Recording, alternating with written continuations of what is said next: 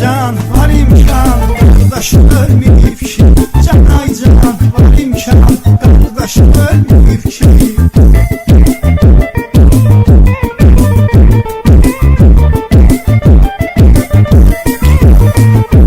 Kardeşim ölmeyip hele pul getirir biznesele. Şotma yiyip içip kefele, gez dolan cavan oğlan. Canay can var imkan, kardeşim ölmeyip ki. Canay can var imkan, kardeşim ölmeyip ki.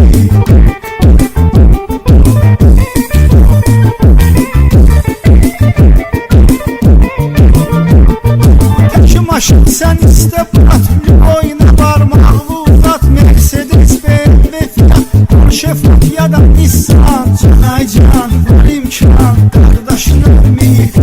Canay can var imkan, kardeşim ölmeyip ki.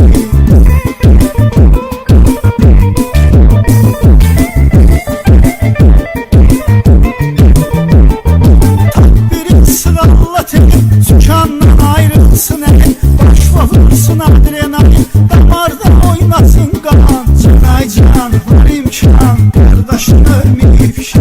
Canay can var imkan, kardeşin ölmeyip ki.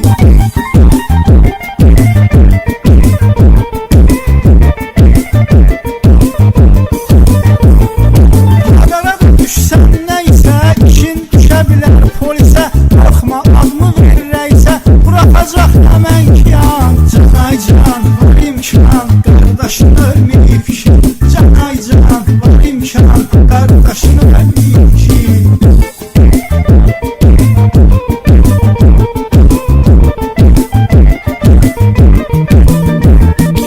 Havaya dağlarına bilet al, biraz da Antalya'da kal. Sonra da bizim doğmamı al, gez İsmail'ına bak. Canay can var imkan, kardeşin ölmeyip ki.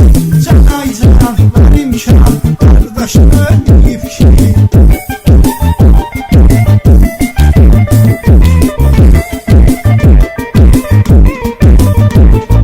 Her şey için etme fikir, çatlara internete gir. Diskobara da git ara bir, oyna yanında ceyran. Canay can var imkan, kardeşin ölmeyip ki.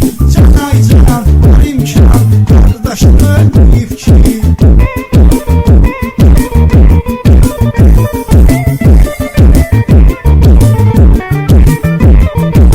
İşe düzel yaxşı yerə, sənə kalan gəlir gətirə. Sonra da şerlən öz və gülə, bacaran acıq və qurban. Canay can var imkan, kardeşin ölmeyip ki.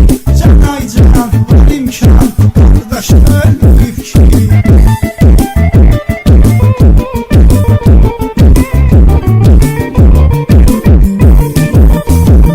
Mən varam istifadə et, həmişə zilyon et. Hayatta uğra doğru get, bu meydan bu da şeytan. Canay can var imkan, kardeşin ölmeyip ki.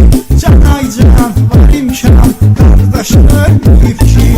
Canay can var imkan, kardeşin ölmeyip ki.